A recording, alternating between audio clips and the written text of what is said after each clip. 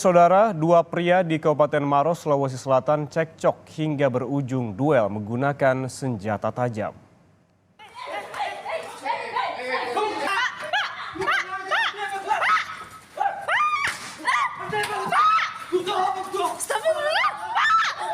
Saudara, kami terpaksa menyunting video karena mengandung unsur kekerasan. Dua pria yang terlibat cekcok ini berlatarkan bisnis. Keduanya tersulut emosi saat pembicaraan tidak menemui titik terang.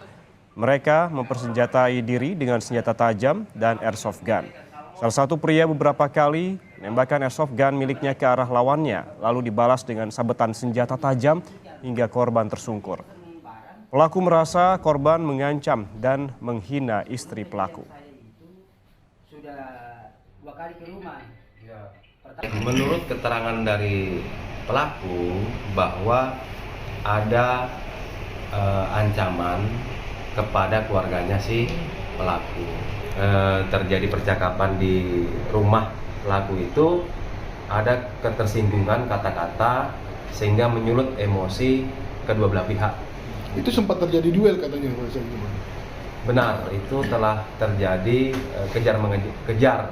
Jadi korban dikejar oleh pelaku dan terjadi penganiayaan.